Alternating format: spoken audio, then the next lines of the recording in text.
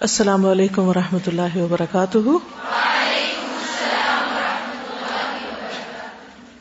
نحمده ونصلی علی رسولہ الکریم، اما بعد فاعوذ باللہ من الشیطان الرجیم، بسم اللہ الرحمن الرحیم، رب اشرح لی صدری ویسر لی امری واحلل عقدۃ من لسانی یفقہوا قولی۔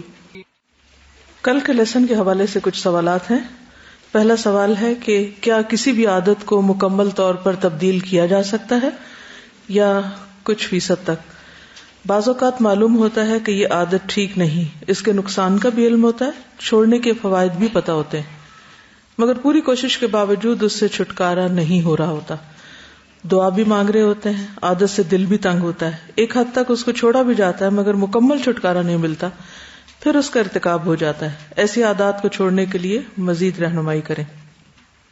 یہ بات درست ہے کہ بعض اوقات ہم ایک راستے پہ چلتے ہیں، کچھ دیر چلتے رہتے ہیں لیکن پھر گر جاتے ہیں، پھر دوبارہ اٹھتے ہیں، پھر دوبارہ چلنے لگتے ہیں، پھر گر جاتے ہیں، پھر اسی طرح ہو جاتا ہے۔ لیکن اگر آپ چلنا نہ چھوڑیں تو ایک دن آپ پل پار کر جاتے ہیں، مکمل طور پر چھٹکارا ہو جاتا ہے۔ تو اس کے لیے ٹائم لگتا ہے اور کچھ کوششیں کرنی پڑتی ہیں اور مسلسل کوششیں۔ تو پہلی بات یہ یاد رکھیں کہ ہر چیز کا ایک وقت ہوتا ہے۔ ایک بری عادت کو چھوڑنے کے بعد اس کو ایک اچھی عادت سے ریپلیس کرنا بھی ضروری ہوتا ہے تاکہ وہ خلا پر ہو جائے، اور پھر انسان کو ایک نئے طریقے پر چلنے کے لیے مختلف چیزوں کی ضرورت ہوتی ہے، اس کو گرو کرنا پڑتا ہے اور اس میں کچھ ٹائم لگتا ہے، وہ نئی چیزیں میچور ہونے میں ٹائم لگتا ہے۔ اوور نائٹ چینج نہیں آتا، اور اگر آتا بھی ہے تو وہ پائیدار نہیں ہوتا، اس میں بار بار انسان پلٹ جاتا ہے، پھر جاتا ہے۔ تو پہلی چیز تو یہ ہے کہ جب بھی آپ کسی بری عادت کو چھوڑیں تو اسے کسی نہ کسی نئی عادت سے ریپلیس کریں۔ دوسری بات یہ ہے کہ جیسے کل بھی مختلف طریقے بتائے گئے تھے، میں ان کو بھی دہرا دیتی ہوں، کچھ نئے ٹپس بھی دوں گی، کہ جب آپ عزم کر لیتے ہیں، ارادہ کر لیتے ہیں کہ یہ کام کرنا ہی کرنا ہے، تو اللہ کی مدد بھی ضرور آتی، اس میں پھر استقامت آ جاتی۔ تو کسی بھی کام یا کسی بھی چیز کو منزل تک پہنچنے کے لیے استقامت ضروری ہوتی، تسلسل کے ساتھ، لیکن ساتھ ہی کچھ طریقے بھی۔ اس میں سب سے پہلی بات تو یہ ہے کہ چینج ہمیشہ انکمفرٹیبل ہوتا ہے۔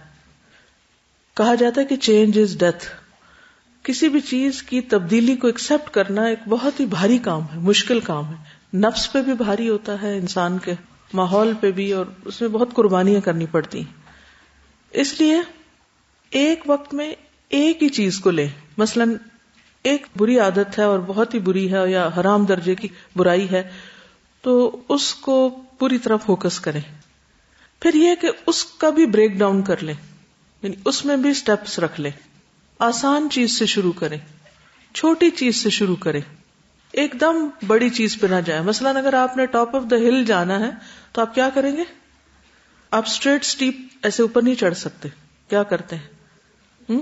کبھی آپ اوپر چڑھتے ہیں اور کبھی آپ صرف ایک اور بہتر راستہ تلاش کرنے کے لیے رائٹ یا لیفٹ بھی جا رہے ہوتے ہیں، اور وہ مختلف طرح کی پگڈنڈیوں سے گزر کر تب آپ اوپر چڑھتے ہیں۔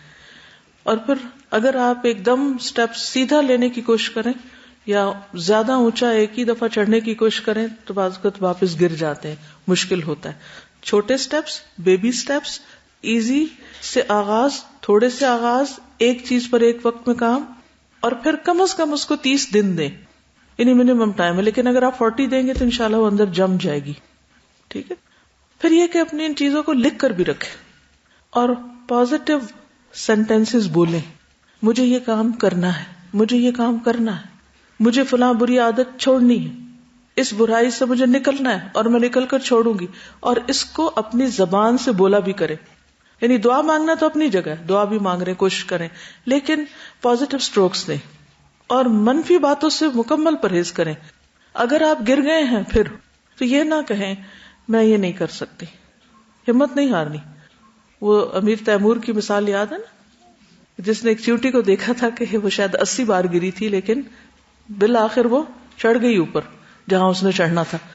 تو ہم بھی ہو سکتا ہے کہ 80 بار گرے اس راستے پہ چلتے ہوئے، لیکن چونکہ کوئی اور آلٹرنیٹ ہے نہیں، کیونکہ کچھ غلط کام ایسے ہیں کہ جن کو ہر قیمت پہ چھوڑ دینا چاہیے. جس شروع میں بات ہوئی تھی کہ کچھ خواہشات ایسی ہوتی ہیں، کچھ انسان کے اندیشے ایسے ہوتے ہیں کہ وہ برائیوں کو چھوڑ نہیں پاتا. مثلا حرام مال، اگر کسی کو پتا ہے کہ وہ حرام مال کما رہا ہے اور اس کے اندر گلٹ بھی ہے اور اس کو چھوڑنا بھی چاہتا ہے، لیکن کیوں نہیں چھوڑ پاتا؟ ایک تو خواہشات نہیں چھوڑنے دیتی کہ اگر یہ فلاں جاب چھوڑ دی یا فلاں بزنس چھوڑ دیا یا بزنس میں ملاوٹ چھوڑ دی. مثلا جو لوگ گیس بیچتے ہیں یا پیٹرول وغیرہ بیچتے ہیں، سب کو پتا ہے کتنی کتنی ملاوٹ ہوتی ہے، اور کچھ لوگوں کا جب ضمیر جاگتا ہے اور اس سے نکلنا بھی چاہتے ہیں، لیکن کیا چیز روکتی؟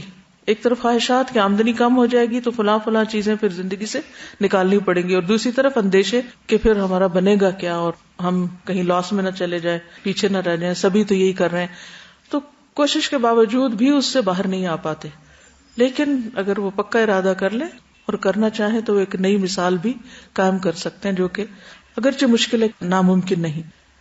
تو کرنے کے کاموں کو ہمیشہ لکھیں کہ یہ مجھے کرنا ہے، اور ان کو دہرائیں اور اس کا پلان آف ایکشن بھی تیار کریں. مثلا اگر کسی نے حرام کاروبار سے نکلنا ہے تو اس میں وہ طے کر لے کہ میں اتنے عرصے میں یہ کر لوں گا، پھر یہ فلاں فلاں قرضہ ادا کرنا ہے، یہ اس سے نکل آؤں. تو اپنے لیے ایک ڈیڈ لائن رکھ لے کہ اس وقت تک مجھے اس سے پوری طرح باہر آنا ہے. اگر وہ یہ کہے گا کہ میں ایک ہی دن میں پیٹرول پمپ بند کر کے چابیاں لے کے گھر بیٹھ جاؤں کہ یہ حرام کام ہے، تو یہ نہیں کر پائے گا، ہو نہیں سکتا، پاسبل نہیں. آپ کو معلوم ہے نا کہ شراب کے حرام ہونے میں ٹائم لگا تھا، سود بالکل آخر میں جا کے مکمل طور پر ختم کیا گیا تھا. تو کچھ کام ہوتے ہیں وہ جلدی ہو جاتے، لیکن کچھ بیماریاں ایسی ہوتی ہیں جن کی جڑیں دور دور تک پھیلی ہوتی ہیں، ان سے نکلنا بہت مشکل کام ہوتا ہے. پھر یہ ہے کہ یہ بھی دیکھیں کہ کیا رکاوٹیں آ رہی ہیں کسی بھی عادت میں. ٹھیک ہے، بری عادت کے چھوڑنے میں رکاوٹیں کیا آ رہی ہیں، یا اچھی عادت کے اپنانے میں کیا رکاوٹیں آ رہی ہیں. ان رکاوٹوں کا اچھی طرح جائزہ لیں اور ان کو ختم کرنے کی کوشش کریں. پھر یہ کہ وقتاً فوقتاً کچھ ٹیمپٹیشنز آ جاتی ہیں بیچ میں، وہ بھی انسان کو پھر پھسلا دیتی ہیں، ان کو بھی نوٹ کر کے رکھیں. مثلا آپ نے عہد کیا کہ میں نے کسی کے ساتھ بدتمیزی سے بات نہیں کرنی، مثلا آپ کے گھر میں ہی ہے، جیسے ہسبینڈ وائف کا ریلیشن ہے، یا بچوں کے اوپر چیختے چلاتے ہیں آپ، یا کوئی بھی چیز، اور آپ دیکھتے ہیں کہ یہ ان کے اوپر یا گھر کے پورے ماحول کے اوپر اثر انداز ہو رہا ہے، اور آپ اپنے ساتھ پرامس بھی کرتے ہیں اور اپنے آپ کو سمجھاتے بھی ہیں اور بہت کچھ کرتے، لیکن اچانک پھر آپ کو کروٹتے ہیں. تو اب آپ ضرور جائزہ لیں، انالائز کریں کہ کیا ہوا تھا، کیا میں بھول گئی تھی، وہ پھسلن کون سی تھی، کس وجہ سے ایسا ہوا، اپنے اندر کی رکاوٹ کیا تھی، باہر کی رکاوٹ کیا تھی، اندر کی ٹیمپٹیشن کیا تھی، باہر کی ٹیمپٹیشن کیا تھی. تو جب بھی آپ ناکام ہوں تو ناکامی کی وجوہات جانیں، اسباب جانیں.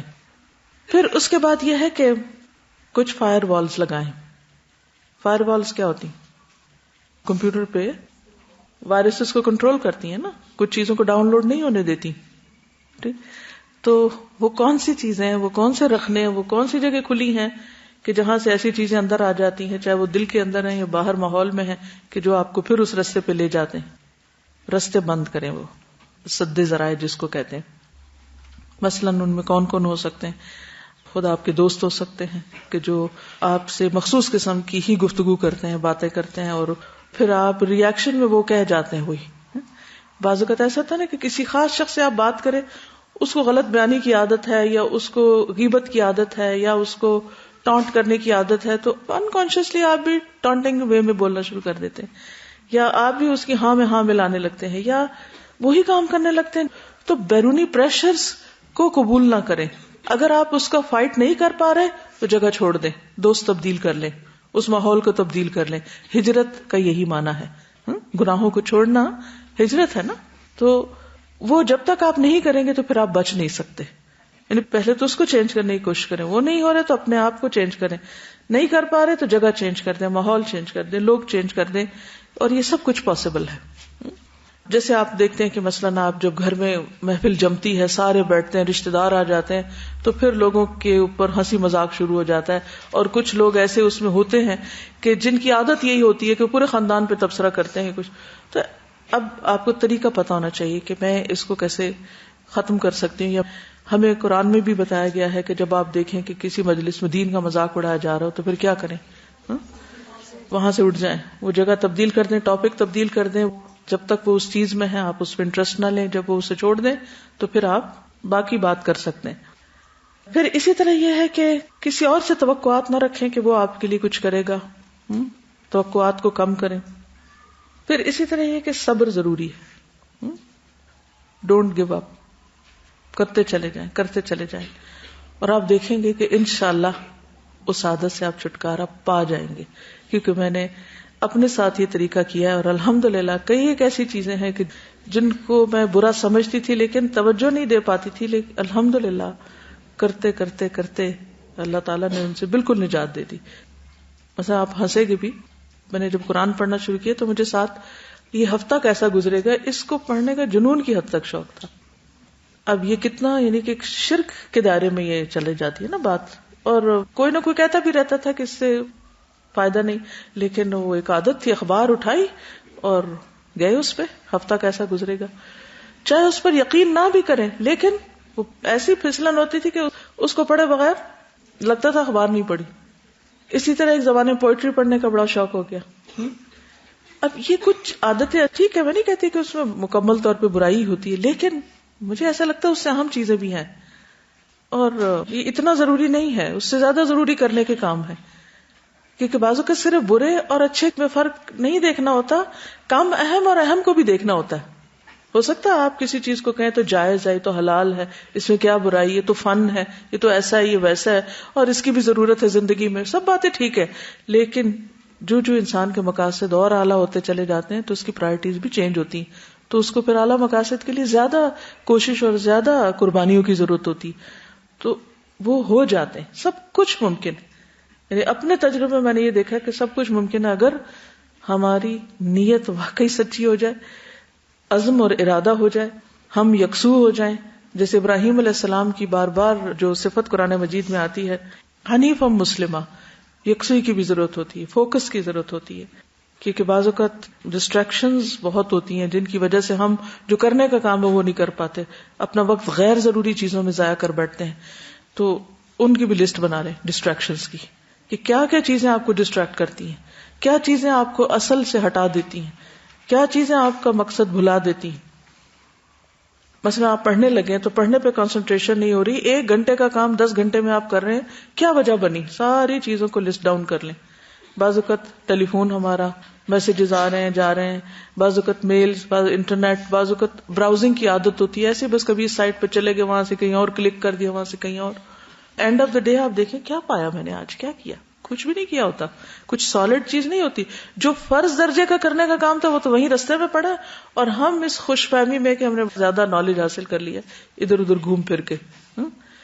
تو اس سے بھی بچنے کی ضرورت ہے. پھر اسی طرح یہ ہے کہ جو کام آپ کریں اس کی اہمیت اچھی طرح واضح ہونی چاہیے کہ جو میں نے اچیو کرنا ہے وہ کتنا امپورٹنٹ ہے. اور اگر ہم کل والی حدیث یاد رکھیں کہ جو شخص جنت کے اعلیٰ ترین درجوں میں گھر چاہتا ہے اس کو اپنا اخلاق یعنی اپنی عادات اور اپنے طور طریقے جو ہیں وہ بہتر بنانے ہوں گے، اور وہ ایک مستقل ٹھکان ہے، مستقل ریوارڈ ہے. تو جب وہ سچی طلب اس کی پیدا ہو جاتی ہے تو اس کے لیے ہر چیز چھوڑنی آسان ہو جاتی. ٹھیک ہے، لیکن یہ چند ایک چھوٹی چھوٹی چیزیں تھی کہ جو آپ کو فائدہ دے سکتی. یعنی ایک محاسبہ اور ایک مجاہدہ، 2 لفظ کی ورڈز آپ نوٹ کر لیں اپنے پاس، محاسبہ اور مجاہدہ. اس کے اندر باقی ساری چیزیں آپ لکھ سکتے ہیں. انالیسس کریں، اپنا احتساب کریں، وجوہات جانیں، ڈسٹریکشنز کو جانیں اور رکاوٹوں کو جانیں، اور ان سب کو دور کر کے پھر پہاڑ پہ چڑھنے کے لیے سخت محنت، مشقت، مجاہدہ جاری رکھیں. کیونکہ تسلسل کے ساتھ جب کوئی شخص محنت کرتا ہے تو آپ دیکھیں کہ ایک قطرہ پانی پتھر پہ بھی گرتا رہے تو اس میں بھی سوراخ ہو جاتا ہے. تو اس لیے مشکل کچھ بھی نہیں، امپاسبل کچھ بھی نہیں، سب ہو سکتا ہے. پھر ایک اور سوال یہ کہ ایک ہی گھر میں پیدا ہونے والے بچے جو ایک ہی ماحول میں رہتے ہیں، کیا ان کی فطری عادات کو تبدیل کیا جا سکتا ہے؟ مثلا پیدائش سے ہی مختلف عادات اور مزاج کے مالک ہوتے ہیں. ٹرو. ان کو کیسے تبدیل کر سکتے ہیں؟ مثلا ایک شخص فطرتاً غصیلے مزاج کا جبکہ دوسرا خوشگوار کا، ایک فطرتاً کنجوس دوسرا فراخ دل، ایک فطرتاً ملنے ملانے والا سوشل اور دوسرا کسی سے ملنا نہیں چاہتا. یہ بالکل نیچرل ہے، اور ایک ہی گھر میں یہ سارے رنگ نظر آتے ہیں بعض اوقات. اس میں یہ ہے کہ اللہ تعالیٰ ہم سے یہ نہیں چاہتا کہ ہم اپنے آپ کو مکمل طور پر کچھ سے کچھ اور بنا لیں، یا 2 چہروں والا بنا لیں، کہیں کچھ ہوں کہیں کچھ اور ہوں. دیکھنا یہ ہے مثلاً اگر آپ اپنی کسی بھی عادت کو 10 نمبر دیں یعنی کہ کوئی بھی ایک عادت ہے، مثلا غصہ، تو آپ 1 2 3 4 5 6 7 8 9 10 تو اپنے آپ کو دیکھیں کہ آپ کو کتنے پوائنٹ غصہ آتا ہے. 5 تک آتا ہے، 6 آتا ہے، 9 آتا ہے، 10 تک آتا ہے، یعنی آپ اپنے آپ کو کہاں کھڑا محسوس کر سکتے. دوسری بات یہ ہے کہ اس میں سے کس چیز کی کہاں تک اجازت ہے اور کون سی چیز ڈینجر زون میں داخل ہو رہی ہے.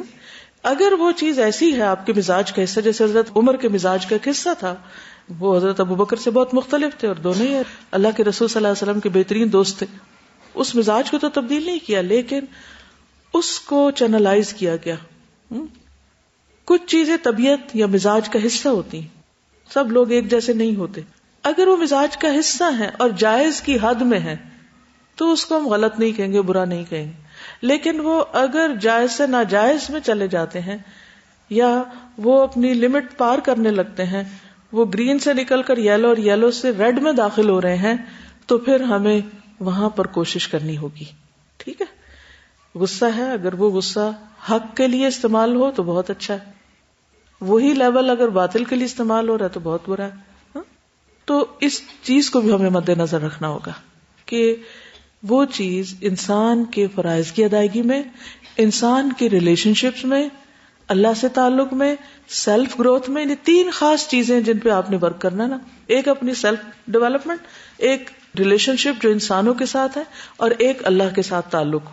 ٹھیک، ایک اپنی ذات، ایک سارے انسان یا ماحول یا جو کچھ ہمارے علاوہ آس پاس ہے، اور ایک ہمارے ابب یعنی اللہ سبحانہ وتعالی کے ساتھ ہمارا ریلیشن شپ. ان تینوں دائروں میں آپ یہ دیکھ لیں کہ کون سی چیز جو ہے اس کو آپ قرآن و سنت کی روشنی میں جائز قرار دیں گے، کون سی چیز گرے ایریا ہے، کون سی چیز حرام میں داخل ہو گئی، نہیں کرنی چاہیے. تو جو ٹھیک ہے وہ ٹھیک ہے، جو ٹھیک نہیں اس کو ٹھیک کرنے کی کوشش کرنی ہے. سوال یہ پیدا ہوتا ہے کہ مزاج مختلف کیوں ہے؟ کیونکہ اسی میں ٹیسٹ ہے. اگر ساری چیزیں ہمیں بائی نیچر ہی اچھی مل جاتی، اچھا اخلاق، اسمائلنگ فیس، ہر ایک سے سوشلائز کرنا، خشوع خضوع سے نماز کی عادت، فوکس خوب کرنے کی بائی نیچر ہی عادت، باقی بھی یعنی کہ اپنے لیے بھی اسٹرگل کرنے کی عادت، تو پھر ہمارا امتحان کس میں؟ یہ دراصل ہماری شخصیت کے جو منفی پہلو ہوتے ہیں یہ ہمارے لیے ایک ٹیسٹ کا درجہ رکھتے ہیں.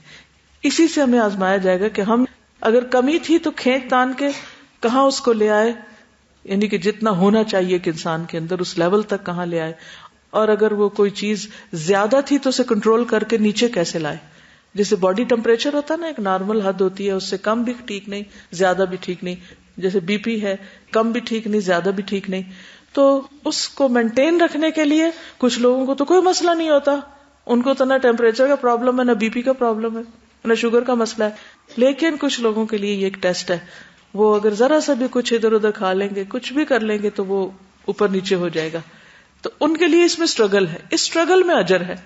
ٹھیک ہے، تو اس لیے اس کو بھی کبھی اپنے لیے برا نہ سمجھیں کہ کچھ چیزیں ہمیں فطرتاً ملی ہی نہیں، ہمارے مزاج کا حصہ بنی ہی نہیں، اب ہمیں انہیں ڈال ڈال کے لانا ہے اس تک کیونکہ ہم سے ریکوائرڈ ہے. ٹھیک ہے نا، تو جو چیزیں ریکوائرڈ ہیں ان کے لیے ایفرٹ چاہیے، تو مجاہدہ چاہیے. تو محاسبہ اور مجاہدہ دونوں چیزیں کرتے جائیں تو انشاءاللہ آپ دیکھیں گے کہ اپنے اندر بہت سی اچھی خوبیاں آپ لے آئیں گے. اور ان سب کے اوپر جو اہم ترین چیز ہے وہ ہے اللہ کا تقوی، اللہ کا ڈر ہر نیکی کی بنیاد ہے. ٹھیک ہے نا، اور جب تک اللہ کے لیے کوئی کام نہ ہو اور اللہ تعالی کے ڈر سے اور اللہ کی نگرانی کی فکر سے نہ ہو تو بھی استقامت نہیں آتی، تو بھی چیزیں ادھوری رہ جاتی ہیں. دنیا میں کوئی چیز ایسی نہیں جو ہمیں اتنا موٹیویٹ کر سکتی ہو کہ ہم اس کے لیے اتنی بڑی قربانی کریں. لیکن اللہ کی ذات ایسی کہ جس کے لیے انسان اپنی جان بھی دے کر کیا چاہتا ہے کہ بار بار دے. جو ایک بار بھی دینی مشکل ہے وہ بار بار دینے کا شوق رکھتا ہے. چلیے آگے بڑھتے ہیں کیونکہ ٹاپک ایسا ہے کہ جس میں بہت کچھ کرنے والا ہے، لیکن میں انشاءاللہ ساتھ ساتھ آپ کو چھوٹی موٹی ٹپس دیتی رہوں گی تاکہ کچھ چیزیں آپ کی زندگی کا لازمی حصہ بن جائیں جس سے آپ کو آخرت میں بڑے بڑے فوائد حاصل ہو سکتے ہیں اور ساتھ دنیا کی زندگی بھی انشاءاللہ پرسکون ہو سکتی ہے. نفس مطمئنہ، یعنی دنیا میں ہمارا ٹارگٹ کیا ہے؟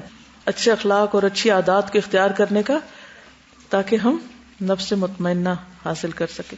ایک اور چیز یہ بھی یاد رکھیے کہ عادت بنانی اس لیے بھی ضروری ہے کہ انسان کے لیے وہ عمل آسان ہو جاتا ہے. ٹھیک ہے نا، لائٹ ویٹ ہو جاتا ہے. عمل صالح تو کرنا ہی کرنا ہے، لیکن عمل صالح کو بوجھ سمجھ کے نہیں کرنا. وہ کیا بن جائے؟ عادت اس طرح کی بن جائے کہ جس سے وہ چیز کرنی مشکل نہ رہے. جیسے نماز کی عادت ڈال لینا کیا کرتا ہے؟ نماز پڑھنے کو آسان بنا دیتا ہے. روزے کی عادت ڈال لینا روزے کو آسان کر دیتا ہے. اس طرح وہ عمل بوجھ نہیں رہتا. وَإِنَّهَا لَكَبِيرَةٌ, it's a really big thing, لَكَبِيرَةٌ إِلَّا عَلَى الْخَاشِعِينَ. تو خاشعین کون ہے؟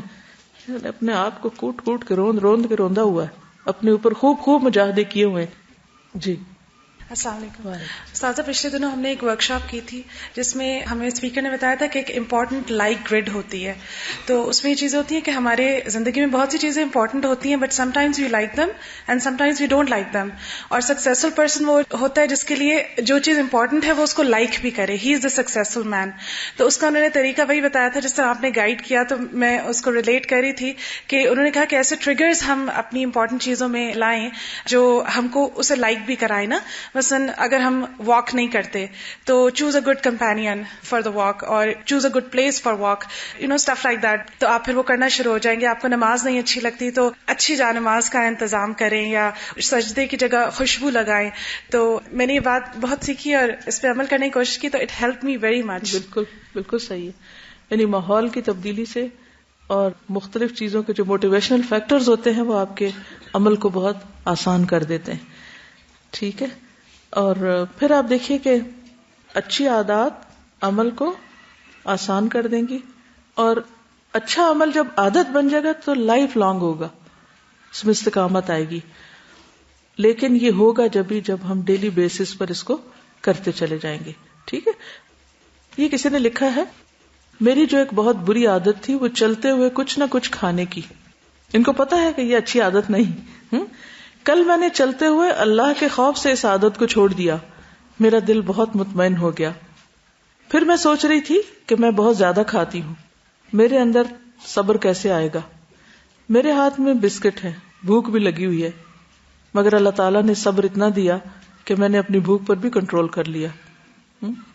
تو وہی بات ہوئی کہ اگر کوئی ٹریگر ایسا ہے، ایک بڑا ریوارڈ آگے نظر آ رہا ہے، تو پھر انسان کو چھوٹی چھوٹی چیزوں کو چھوڑ دینے میں کوئی مشکل نہیں ہوتی. جیسے ایک صحابی نے جب انہیں بتایا گیا کہ شہید ہوں گے تو جنت میں جائیں گے، تو انہوں نے کیا کیا؟ جو مٹھی میں کھجوریں پکڑی ہوئی تھی وہ پھینک دی. کھجوریں جو کھا رہے تھے وہ پھینک دی. انہوں نے کہا کہ اس میں بھی دیر لگ جائے گی. تو کون سی چیز آپ کے ہاتھ کی کھجوریں چھوڑوا سکتی؟ کوئی بڑا ریوارڈ. تو جب وہ سامنے ہوگا، اور بڑے ریوارڈ میں کیا ہے کہ اللہ راضی ہو جائے گا، تو اس خوشی کو محسوس کرتے ہی آپ کے لیے ہر چیز آسان ہو جائے گی. کیونکہ نماز کے لیے آسانی میں بھی کیا آتا ہے کہ انہا لکبیرۃ الا علی الخاشعین الذین یظنون انہم ملاقو ربہم. یہ جو اللہ کی ملاقات کا یقین ہے، ہمارے اندر وہ یقین نہیں ہے.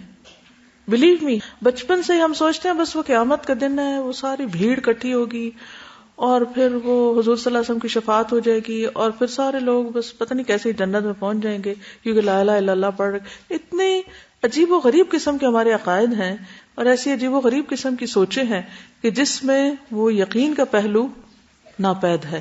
تو اب نماز کس کی اچھی ہو سکتی؟ کون خشوع و خضوع میں کامیاب ہو سکتا ہے؟ جس کو یہ یقین ہوگا کہ اللہ سے ملاقات کرنی ہے. تو یہ ملاقات کی پریکٹس ہو رہی ہے. میں اس وقت بھی اللہ سے ملاقات میں ہوں، بات میں ہوں، اس کے لیے آسان ہو جائے گا. تو کوئی ریوارڈ سامنے ہوگا تو عمل بھی آسان ہو جائے گا.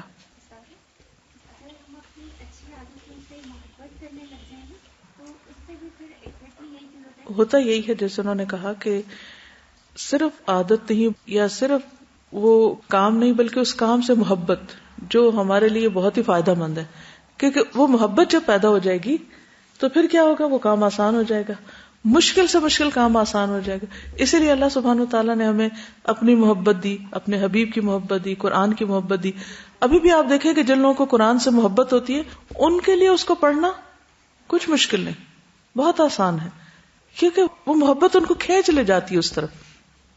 تو جو چیزیں زندگی میں اہم ہیں ان کو بوجھ سمجھ کے نہیں کرنا آپ نے. ٹھیک ہے؟ کیا سمجھ کے کرنا ہے؟ ان سے محبت کرنی ہے، وہ آپ کا پیشن بن جانی چاہیے، وہ آپ کے لیے لائٹ ویٹ ہو جانی چاہیے. انہا لکبیرۃ، ہے بڑے بھاری بھاری کام، الا علی الخاشعین. تو مطلب یہ کہ بیسک کوالٹی خشوع کی اگر آئے گی تو باقی چیزیں آسان ہو جائیں گی. اور وہ خشوع کی کوالٹی کب آتی ہے؟ الذین یظنون، یقین کے درجے میں، انہم ملاقو ربہم. تو جب تک یہ سب کچھ اللہ کے لیے نہیں ہوگا، ان صلاتی و نسکی، قربانیاں بھی ہم جب تک اللہ کے لیے نہیں کریں گے تو مشکل ہی ہوں گی. ومحیایا ومماتی للہ رب العالمین. تو پھر رضوان اللہ اکبر کا جو وعدہ ہے وہ انشاءاللہ آپ کے لیے بہت سی مشکل چیزوں کو آسان کر دے گا.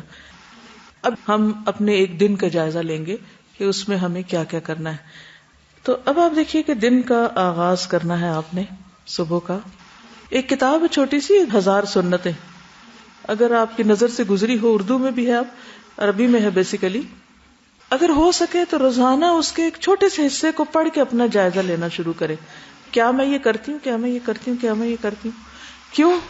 اس لیے کہ لقد کان لکم فی رسول اللہ اسوۃ حسنہ.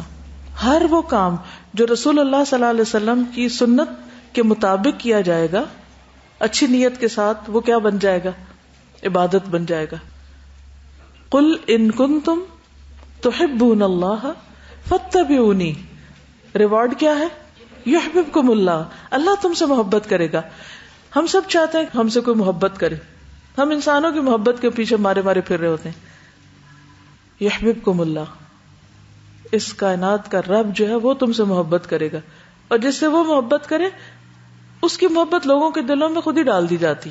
پھر کسی کی محبت حاصل کرنا بھی مشکل کام نہیں. تو راستہ کہاں سے آتا؟ سنت کا. اس لیے ایک جرمن نے ایک کتاب لکھی تھی، اس کا انگریزی ترجمہ بھی ہوا a day with the prophet. A day with the prophet, Muhammad صلی اللہ علیہ وسلم کے ساتھ ایک دن گزاریے. تو اپنا دن ان کے دن کے مطابق کرنے کی کوشش کریں. ضروری نہیں کہ ہر کام، لیکن جو ایک اوور آل اسکیچ ہے نا دن کا. 3 میں نے آپ کو ٹارگٹ دیا نا، ایک اللہ سے اپنے تعلق کو امپروو کرنا ہے ہم نے، ایک لوگوں کے ساتھ ریلیشن شپ کو اچھا کرنا ہے، اور ایک اپنی سیلف گروتھ کے اوپر توجہ دینی ہے. ان 3 چیزوں کو اچیو کرنے کے لیے وہاں سے رول ماڈل سامنے رکھنا ہے اور دیکھنا ہے کہ ہمارے اندر کون کون سی ہیبٹس وہ ہیں جو آپ کی تھی، یا وہ کام ہم کرتے ہیں جو آپ کرتے تھے یا نہیں. تو اس پر آپ نے ورک کرنا ہے. یہ میں نے اوور آل آپ کو ایک ٹارگٹ دے دیا ہے، رائٹ. لیکن چند چیدہ چیزوں کا میں ذکر بھی کروں گی. مثلا کامیاب زندگی کامیاب دنوں سے بنتی ہے، بہترین استعمال کیے ہوئے گھنٹوں اور منٹس اور لمحوں سے بنتی. اٹ آل ڈیپینڈس کہ how do you spend your time, your day, your hours, your minutes and seconds. کیونکہ شروع میں نے بات کی تھی کہ سب سے زیادہ قیمتی چیز ہمارے پاس کیا ہے؟ زندگی. زندگی کیا ہے؟ وقت زندگی ہے نا، جتنا بھی ہمیں ملا ہے، ٹوٹل نمبر آف آورس. تو اس کی کامیابی کا انحصار کس چیز پر ہے کہ آپ ان آورس کو، ان منٹس کو کس طرح گزارتے ہیں. اگر ہم اس کے مختلف حصے کر لیں، اس کا بریک ڈاؤن کر لیں، تو اپنی زندگی کو ایک دن سمجھے مثلا کہ اپنا ایک دن کیسے گزارتے ہیں. کامیاب انسان وہ ہے جس کا آغاز بھی اچھا ہو اور جس کا انجام بھی اچھا ہو. تو دن کے آغاز اور انجام پر خاص طور پر نظر رکھیے، کیونکہ جب آپ صحیح ڈائریکشن پر اپنی گاڑی لے چلتے ہیں نا تو انشاءاللہ صحیح منزل تک بھی پہنچ جائیں گے. لیکن اگر آپ نے ٹیک آف ہی غلط کیا ہے تو پھر آپ اپنے اصل منزل یا مقصود یا مطلوب جگہ تک نہیں پہنچ سکتے. ٹھیک ہے. تو کسی نے کہا تھا کہ اگر آپ کے صبح کے معمولات ٹھیک ہو گئے تو آپ کی ساری زندگی ٹھیک ہو جائے گی. اگر آپ نے اپنے دن کا آغاز بہترین کر لیا تو آپ کی پوری زندگی بہترین ہو جائے گی. یعنی life starts with the first part of the day.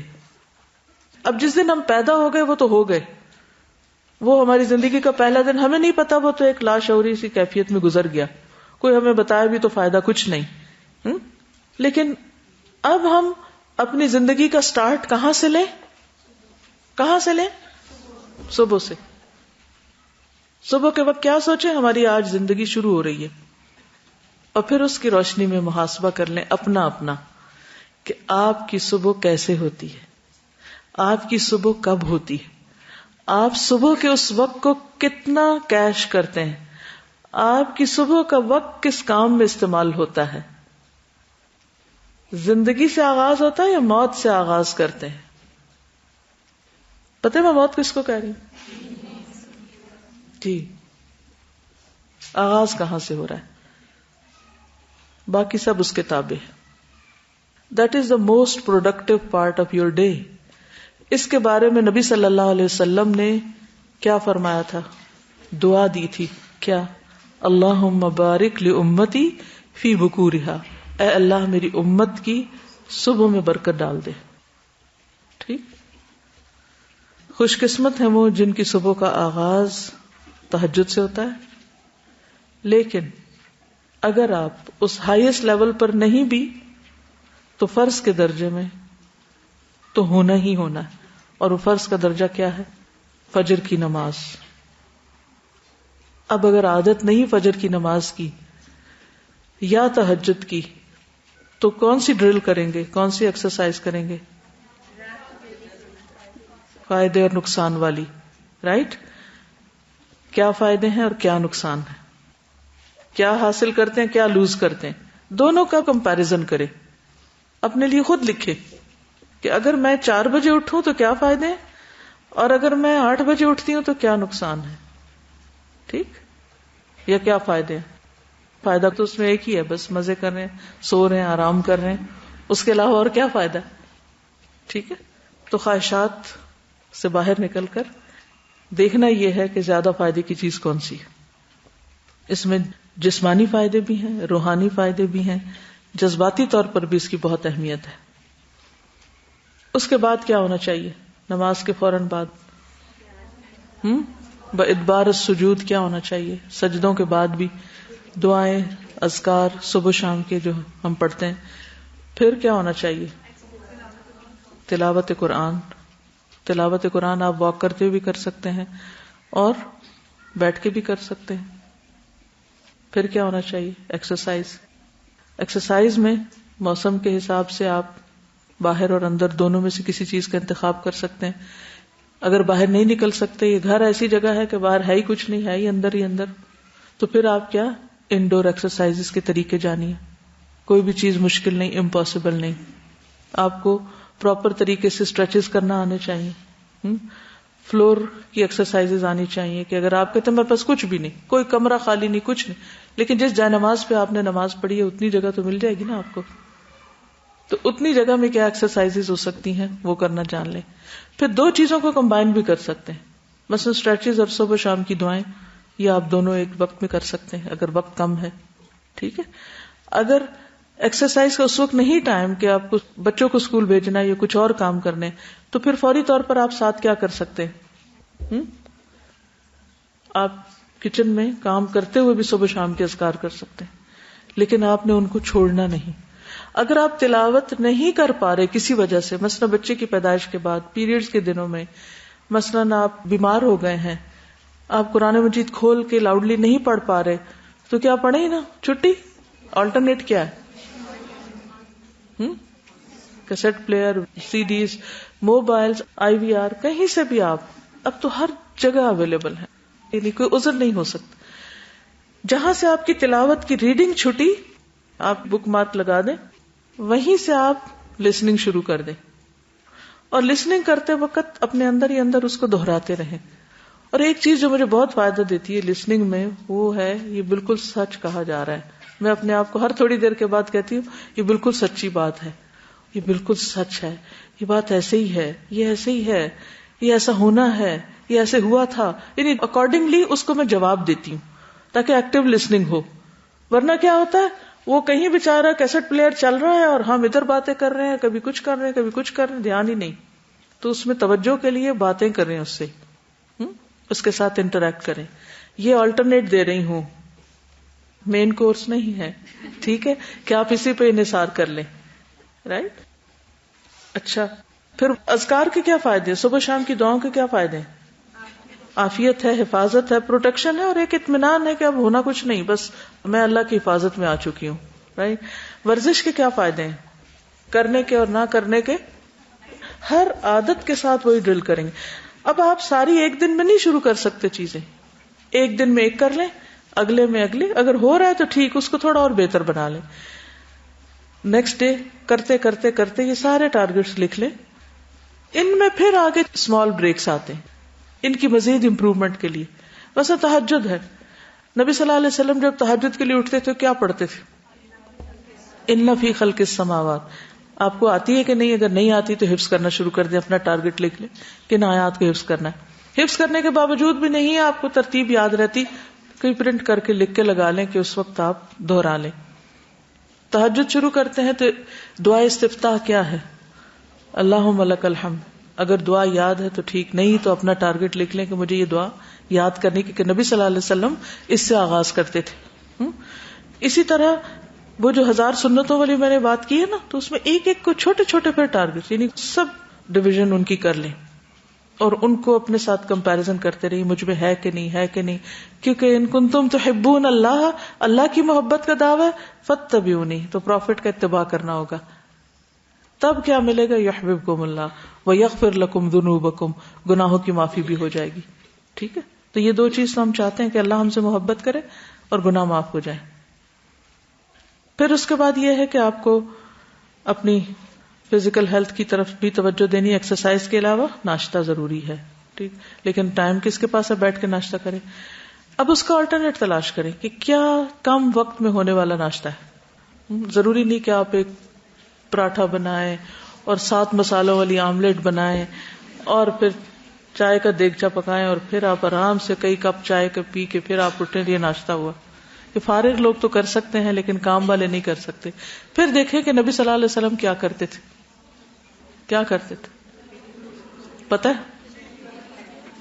شہد ملا پانی پیتے تھے. اور جی اس کو بھی دیکھ لیں، اس پر ذرا ریسرچ کریں کہ کیا آپشنز ہو سکتی ہیں کوئک، ہیلدی اور مسنون ناشتے کی. ہم کیا کرتے ہیں؟ میدے والی بریڈ کھاتے ہیں جیم لگا کر. آپ کو پتہ ہے اس کے نقصان دونوں چیزوں کے کیا؟ اور جن لوگوں کو بریڈ نہ ملے وہ سمجھتے ہیں ہمارا تو ناشتہ ہی نہیں ہوا، اور پھر اٹھا لیتے ہیں اور راستے میں چلتے چلتے کھاتے جاتے کہتے ہیں ہم نے ناشتہ کر لیا ہے. وہ کون بتا رہا تھا اس دن مجھے کہ بچوں میں ہی جو شوگر کی بیماری عام ہو رہی ہے اس کی بنیادی وجہ کیا ہے؟ میدا کھانا. نبی صلی اللہ علیہ وسلم نے ساری زندگی نہیں کھایا. اب وہ صبح صبح جب میدا کھاتے ہیں تو اس کو ڈائجسٹ کرنے کے لیے کیا چاہیے ہوتا ہے؟ کیا نقصان ہے؟ انٹسٹائن میں چمٹ جاتا ہے اور کانسٹیپیشن ہو سکتی ہے اور اس سے پھر بہت زیادہ مسئلے ہو سکتے ہیں. وہ تو سب بیماریوں کی جڑ ہے. لبلبا اس میں چونکہ فائبر نہیں ہوتا اور یہ بالکل سافٹ ایک ایسی چیز ہوتی ہے جو ہمارا ڈائجسٹو سسٹم ہے اس کے لیے بھی نقصان دہ ہے. یعنی اس کی ایکٹیویٹی کے لیے اور اس میں جو سیکریشن سیکریٹ ہوتی ہے جب ہم فائبر والی چیز کھاتے ہیں، لائک جو کا دلیا کھائیں یا اس طرح کی چیز جس میں فائبر ہو، جیسے انچنا آٹا ہے، تو وہ زیادہ بہتر ہوگا ہمارے انٹسٹائنس کے لیے، معدے کے لیے، اور دوسری چیزوں کو ایبزارب کرنے میں بھی ہیلپ ہوتی ہے. بہرحال آپ کا اسائنمنٹ ہے کہ نبی صلی اللہ علیہ وسلم کا ناشتہ لکھ کر لائیں کیا تھا. ٹھیک ہے، اب پڑھیں جا کے کہیں. کچھ لوگ کہتے ہیں ہم ناشتہ کرتے ہی نہیں ہیں، عادت ہی نہیں. ناشتہ نہ کرنے کے نقصان کیا ہے پتہ ہے آپ کو؟ وہ بھی ذرا ڈھونڈیں اور لکھیں. ناشتہ کرنے کے فائدے اور نہ کرنے کے نقصان کیا ہے، اور نبی صلی اللہ علیہ وسلم کا ناشتہ کیا تھا. ٹھیک ہے. پھر اس کے بعد آپ ٹریول کرتے ہیں گھر سے. آپ سب کی بات کر رہی ہوں، ہر ایک نہیں کرتا لیکن آپ لوگ پڑھنے کے لیے آتے ہیں یہاں. کس کی ٹریولنگ آدھے گھنٹے کی ہے ڈیلی آنے میں؟ کمیوٹنگ ٹائم ماشاءاللہ بے شمار ہاتھ کھڑے ہیں. 1 گھنٹہ، اللہ اکبر. کتنے لوگ 1 گھنٹے کی ٹریولنگ سے آتے ہیں؟ 1.5 گھنٹہ، 1.5 بھی ہے. اوکے. اب آپ دیکھیے کہ صبح سویرے آپ 1.5 گھنٹہ ٹریول کر کے یہاں آ رہے ہیں، یا 1 گھنٹہ یا آدھا گھنٹہ یا 15 منٹ، تو آپ قریب سے آنے والوں کے بھی اشارے بند ہو تو لگ ہی جاتے ہیں. اس ٹائم کو کس طرح گزارتے ہیں اس کا جائزہ لیجئے. ٹھیک ہے. وہ موسٹ پروڈکٹیو ٹائم ہے جو ہمارا صرف دعا کھاتے گزر جاتا ہے. اسے ہم ضائع نہیں کر سکتے یہ سوچ کے کہ جی یہ تو ٹریولنگ ٹائم ہے ہم کیا کریں. بہت سے لوگ منہ بند کر کے بس ادھر ادھر دیکھتے رہتے ہیں. نہیں, اس ٹائم کو استعمال کرنا ہے ہمیں, ٹھیک ہے. اس کی بھی پلاننگ کرنی, کیا کیا کیا کر سکتے ہیں ہم اس میں. کچھ لوگ ریڈنگ کر سکتے ہیں, کچھ نہیں کر سکتے کیونکہ ان کا سر چکراتا ہے. اگر ریڈنگ نہیں کر سکتے تو لسننگ کر سکتے ہیں. یعنی پلاننگ کے ساتھ آپ کوئی لیکچر سیریز شروع کر سکتے ہیں سننے کی. اگر آپ پڑھ نہیں سکتے قرآن پاک حفظ کر سکتے ہیں آپ. اگر آپ ہر روز یعنی اس میں نا ایک آیت چھوٹی سی دیکھی پھر اس کے بعد بند کر دی اور اس کو دہراتے رہے, اپنا لیسن روز کا یاد کر سکتے ہیں. آتے جاتے ٹائم استعمال ہو سکتا ہے. نفل پڑھ سکتے ہیں. نبی صلی اللہ علیہ وسلم کی سنت سے بھی ثابت ہے کہ آپ سواری پر نفل پڑھا کرتے تھے. ٹھیک, سواری پر کیے جانے والے کاموں کی لسٹ بنائیں کہ کیا کیا آپ کر سکتے ہیں, لیکن وہ کرنے کے لیے بھی آپ کو پلاننگ کرنی پڑے گی. مثلا بہت پہلے ایک دفعہ ڈاکٹر غازی کے کسی بچے نے شاید قرآن پاک حفظ کیا تو انہوں نے انوائٹ کیا تھا, ہم ان کے گھر پر تھے, تو انہوں نے کسی اسکالر کو ایک اسپیکر کو لیکچر کے لیے بلایا جو کہ ختم قرآن کی تقریب تھی. تو اس پر جو بزرگ لیکچر دے رہے تھے انہوں نے کہا کہ مجھے ایک دفعہ یہاں سے شاید بہاول پور بائی ٹرین جانا تھا اور واپس آنا تھا, تو کہتے میں نے جانے اور آنے میں پورا قرآن ختم کر لیا, کیونکہ وہ ٹارگٹ رکھ لیا کہ میں نے پورے سفر میں قرآن پڑھنا اور اتنے پارے جاتے ہوئے پڑھنے اور اتنے آتے ہوئے پڑھنے, اور کہتے میرا پورا ہو گیا. کل ہمیں بات کی تھی نا کہ اچھی عادات کے لیے پلان بھی کرنا پڑے گا. اچھے کام کرنے کے لیے پلان کر لیں کہ اتنے پارے کرنے ہیں. مثلا اگر آپ کا روزانہ کا ٹارگٹ ہے کہ ایک پارا ختم کرنا ہے اور آپ کو سفر میں پڑھنے میں کوئی مشکل نہیں ہوتی تو آپ اس کو پڑھ سکتے. چونکہ ہر ایک کی عادت مختلف ہے, اپنی عادت, اپنے حالات, اپنی صحت کے مطابق اپنی پلاننگ کیجیے. میں اس لیے یہ سارے کام آپ پہ چھوڑتی ہوں کیونکہ آپ نے اپنی زندگی گزارنی ہے, آپ اپنے آپ کو زیادہ بہتر سمجھتے ہیں اور آپ کو خود اپنے لیے پلان کرنا آنا چاہیے. ٹھیک, میرا کام صرف یہ ہوگا کہ میں آپ میں سے رینڈملی اٹھا کے کسی کو پوچھوں گی اپنی پلاننگ بتا دیجیے, آپ اپنی بتائیے, آپ اپنی. اس کے لیے تیار رہیے, ٹھیک ہے, کیونکہ ہر ایک کے پاس نئے آئیڈیاز ہوتے ہیں, نیا طریقہ ہوتا ہے. اتنے سارے ذہنوں کا اشتراک ہو تو کتنا کچھ ہم سیکھ سکتے ہیں سب سے. پھر آپ دیکھیے کہ کاموں پر فوکس ہونا, صبح کے وقت اور باقی وقت میں بھی جو بھی آپ نے کام کرنا ہے اس پر آپ فوکس کریں. ملٹی ٹاسکنگ اس وقت مت کریں کہ بہت سارے کام ساتھ ساتھ چلائیں, یہ نہ ہو. مثلاً آپ اپنا لیکچر پریپیئر کریں جیسے مجھے کرنا ہوتا ہے, تو اب اگر میں لیکچر پریپیئر کرتے ہوئے کبھی میل دیکھنے بیٹھ جاؤں, کبھی فون اٹھا لوں, کبھی کسی سے باتیں کرنے لگ جاؤں, کبھی کچھ کروں, تو وہ جو کام 10 منٹ میں ہونا ہے یا 15 منٹ میں ہونا ہے وہ تو گھنٹے ڈیڑھ میں جائے گا. اور پھر اس کا نقصان کیا ہوگا کہ اگلا کام متاثر ہوگا, اس کا نقصان کیا ہوگا کہ اگلا متاثر ہوگا. تو ایسے بھی کیا کرنا چاہیے, کچھ کام ایسے ہیں کہ جن کے ساتھ فون آپ کے کمرے میں بھی نہیں ہونا چاہیے, سائلنس پہ ہونا چاہیے, آف موڈ میں ہونا چاہیے. اور جب آپ فارغ ہو جائیں سب چیزوں سے اور آپ کا ریلیکسنگ ٹائم ہو پھر آپ فون اٹھیں. کچھ لوگ عین نماز کے وقت کال کر دیتے تو میں سوچتی ہوں اذان نہیں سنائی دیتی, اور پھر ایک دفعہ کر کے جان نہیں چھوڑتے, کرے جاتے ہیں کہ اٹھا ہی لیں آپ.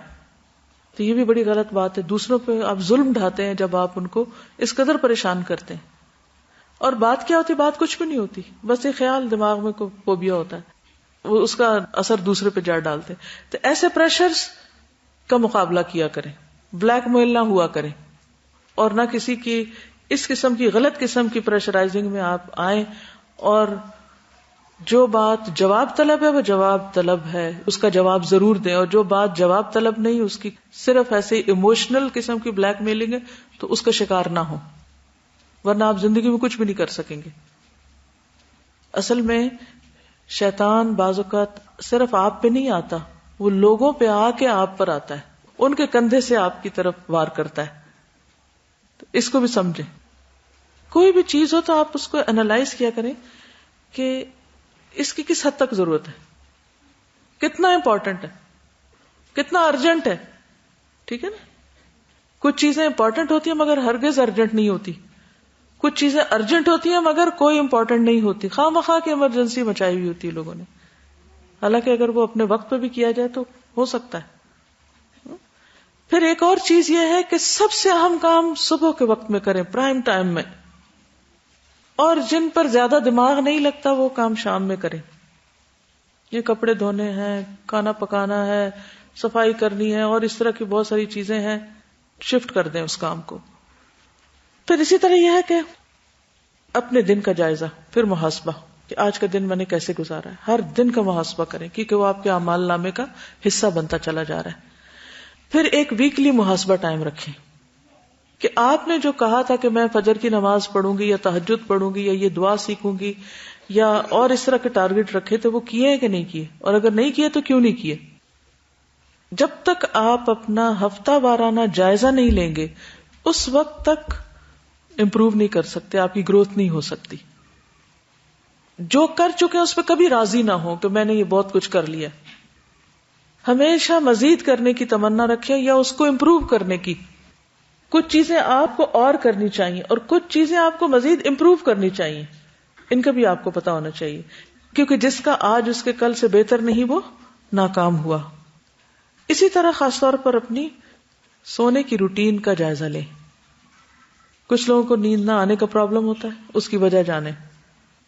بعض اوقات ہم ایسی ڈائٹنگ کر رہے ہوتے ہیں یا ایسی فوڈ کھا رہے ہوتے ہیں کہ اس کی وجہ سے نیند ختم ہو جاتی ہے. بعض اوقات کوئی بیماری ہو سکتی ہے. بعض اوقات آپ دن میں زیادہ سو گئے تو آپ کو رات کو نیند نہیں آتی. تو نیند کے مسنون اوقات کا بھی جائزہ لیں کہ سونے کے بارے میں نبی صلی اللہ علیہ وسلم کی سنتیں کیا ہیں. کس وقت کا سونا پسندیدہ ہے, کس وقت کا سونا مکروہ ہے, کس وقت کے سونے کو حماقت قرار دیا گیا. ٹھیک ہے, یہ سارے اوقات آپ کو معلوم ہونے چاہیے اور اسٹرکٹلی ان کی پابندی کریں. اپنے آپ کو عذر بہانے نہ دیں, الا کہ کوئی شدید بیماری ہو کہ آپ کو ہوش ہی نہ آ رہی, وہ الگ بات ہے. کیونکہ جب تک آپ کی نیند, سونے کی عادات درست نہیں ہوتی اس وقت تک آپ کوئی بہت پروڈکٹیو کام نہیں کر سکتے. کیونکہ جسم کو نیند کی بھی ضرورت ہے نا, جو ضرورت سے زیادہ بھی نہیں ہونی چاہیے اور ضرورت سے کم بھی نہیں ہونی چاہیے. ٹھیک ہے. اب آپ کی کتاب میں روحانی صحت لکھی ہوگی, کتاب ہے آپ کے پاس, نکالیں. روحانی صحت کا بنیادی طور پر مطلب یہ ہے کہ انسان گناہ چھوڑ دے تاکہ اس کے دل کا اطمینان خراب نہ ہو. کیونکہ دل اگر مطمئن نہیں ہوتا اور دل کے اندر گلٹ ہے یا دل کے اندر بیماریاں ہیں تو دل چونکہ ایک بیسک آرگن ہے جسم کا, وہ سارے جسم کو بیمار کر دیتا ہے. نبی صلی اللہ علیہ وسلم نے فرمایا بے شک جسم میں ایک گوشت کا ٹکڑا ہے, جب وہ درست ہوتا ہے تو سارا جسم درست ہو جاتا ہے, جب وہ خراب ہوتا ہے تو سارا جسم خراب ہو جاتا ہے. سنو وہ ٹکڑا دل ہے. پھر قرآن مجید شفا ہے, اس کا پڑھنا بھی شفا ہے اور اس کے ذریعے علاج بھی کیا جاتا ہے. کیوں؟ اس کی دلیل کیا ہے؟ وَنُنَزِّلُ مِنَ الْقُرْآنِ مَا هُوَ شِفَاءٌ وَرَحْمَةٌ لِّلْمُؤْمِنِينَ, اور یہ عام بات ہے, اور ہم نے قرآن نازل کیا جو تمام مومنوں کے لیے شفا اور رحمت ہے. حضرت عائشہ سے مروی ہے کہ رسول اللہ صلی اللہ علیہ وسلم ایک مرتبہ ان کے پاس تشریف لائے تو دیکھا کہ ایک عورت عائشہ کو دم کر رہی ہے, تو آپ نے فرمایا عالجیہا بکتاب اللہ, اللہ کی کتاب یعنی قرآن مجید کے ساتھ اس کا علاج کرو. یعنی مریض کے پاس قرآن مجید پڑھ کے سنائیں یا آپ خود پڑھیں یا کوئی کیسٹ وغیرہ لگا دیں. ذہنی الجھنیں, اخلاقی بیماریاں, غصہ, حسد, کینہ, بدخواہی, تنگ نظری, تکبر, یہ سب روحانی صحت کی دشمن ہیں. اس لیے ان تمام چیزوں کو اپنے اندر سے نکالنے کی کوشش کریں. تو ان میں سے ایک ایک چیز پر آپ نے ورک کرنا ہے. مثلا غصہ زیادہ آتا ہے تو بری عادت ہے, اس کو کس طرح دور کرنا ہے. شروع میں آپ کو کی پوائنٹس بتا چکی ہوں. ایک اور چیز جس کو آپ ذہن میں رکھیں کہ جو ایک کوئی بھی خاص برائی ہے نا آپ کے اندر, اس کے بارے میں مزید پڑھیں, ریسرچ کریں کہ اس کے کیا نقصان ہیں. کیونکہ جب انسان ان نقصانات کو دیکھتا ہے تو ڈر جاتا ہے, اور وہ ڈر انسان سے پھر وہ برائی چھڑا لیتا ہے. کہیں رسوائی کا ڈر ہوتا ہے, کہیں مال کے نقصان کا ڈر ہوتا ہے, کہیں عاقبت برباد ہونے کا ڈر ہوتا ہے, اور کہیں عاقبت سے زیادہ دنیا کی کئی اور چیزوں کے نقصان کا ڈر ہوتا ہے. تو جب وہ فوری نقصان اور ہمیشہ کے نقصان دونوں کو انسان سامنے رکھتا ہے تو یہ چیز انسان کو فائدہ دیتی ہے, بہت سی برائیاں چھوڑنے میں مدد دیتی ہے.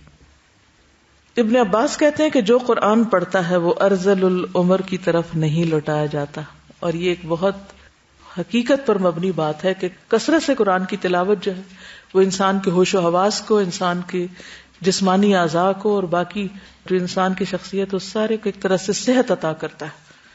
یعنی قرآن مجید صرف روحانی امراض کا علاج نہیں بلکہ وہ جسمانی امراض کا علاج بھی ہے. ایک اور روایت میں آتا ہے, ابن عباس سے روایت ہے, اور وہ اس آیت کی تفسیر کرتے ہوئے کہتے ہیں ثم رددناہ اسفل سافلین الا الذین آمنوا, پھر ہم نے اس کو پس ترین حالت کی طرف پلٹا دیا سوائے ان کے جو ایمان لائے. تو ابن عباس اس کی تفسیر کیا کرتے ہیں؟ فرمایا الذین قرأوا القرآن, سوائے ان لوگوں کے جنہوں نے قرآن پڑھا, یعنی جو کثرت سے قرآن کی تلاوت کرتے ہیں وہ اسفل سافلین کی طرف نہیں جاتے. پھر نماز اور صحت. نماز اگرچہ ہماری عبادت ہے لیکن اس کے جو فائدے ہیں ان میں سے ایک روحانی صحت ہے. قرآن مجید میں اللہ تعالیٰ فرماتے وَاسْتَعِينُوا بِالصَّبْرِ وَالصَّلَاةِ, صبر اور نماز کے ذریعے مدد چاہو, یعنی سارے غم دکھ پریشانیاں دور کرنے کے لیے بہترین نسخہ نماز ہے. تو آج کے لیے اتنا ہی کافی ہے. سبحانک اللہم و بحمدک اشہد ان لا الہ الا انت استغفرک و اتوب الیک. السلام علیکم و رحمۃ اللہ وبرکاتہ.